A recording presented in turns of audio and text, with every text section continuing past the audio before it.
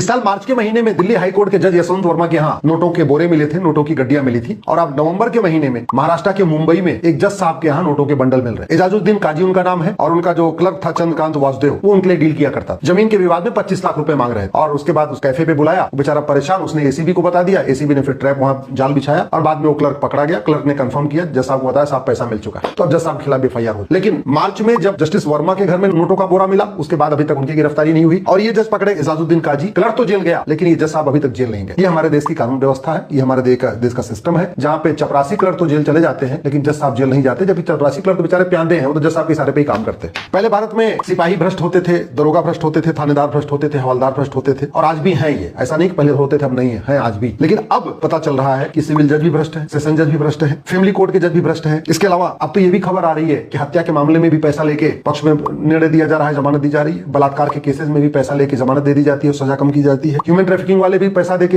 अपना सजा भी कम करवा रहे हैं और जमानत भी ले रहे हैं। धर्मांतरण के मामले में मैंने खुद ही प्रत्यक्ष रूप से मैंने अनुभव किया। एक प्रयाग के आसपास बहुत बड़ा माफिया है, धर्मांतरण माफिया, उसके खिलाफ जल्दी कोई हाथ नहीं डालता। इसके पहले की सरकारों में कभी हाथ डाला ही नहीं गया। वर्तमान योगी जी की सरकार ने हाथ डाला, उसको डिस्ट्रिक्ट कोर्ट से जमानत मिल गई। मुझे लगता है जो हाई प्रोफाइल केस हो जाता है, जो टीवी में जिसकी चर्चा शुरू हो जाती है, जिसका अखबारों में मामला आ जाता है, शायद उसमें भ्रष्टाचार नहीं होता है। बाकी ज्यादातर मामलों में ऐसे खबर आ रही है अब कहीं न कहीं जुडिशियल सिस्टम में उतना ही करप्शन है जितना तहसील में था, जितना थाने में था, जितना जिले में।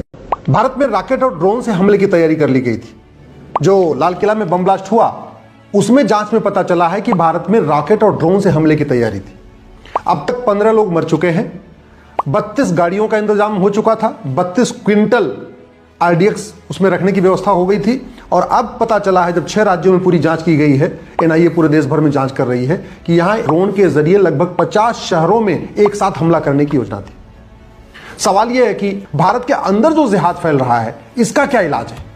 और अगर डॉक्टर आतंकवादी हो सकता है तो कंपाउंडर भी आतंकवादी हो सकता है, इंजीनियर आतंकवादी हो सकता है तो फिर तो पायलट भी आतंकवादी हो सकता है, अगर प्रोफेसर आतंकवादी हो सकता है तो स्टेशन मास्टर भी आतंकवादी हो सकता है। फिर तो भरोसा किस पे करें? तो इसका समाधान क्या है, यह किस पे कहीं चर्चा ही नहीं हो रही है। कोई भी इसके अस्थायी समाधान की बात नहीं कर रहा है। अगर भारत को बचाना है, भारत की संस्कृति को बचाना है तो सबसे पहले मदरसा बंद करना होगा, भारत में समान शिक्षा लागू करना होगा, यूनिफॉर्म एजुकेशन सिस्टम लागू करना होगा। ये पहला आपको स्टेप लेना होगा अगर भारत को बचाना है तो। ये सब 90% साल भर में खत्म हो सकता है, बस नियम कानूनों को बदलना होगा। इसलिए मैं आपसे हाथ जोड़ के निवेदन कर रहा हूं, पार्टियों की गुलामी छोड़ दीजिए।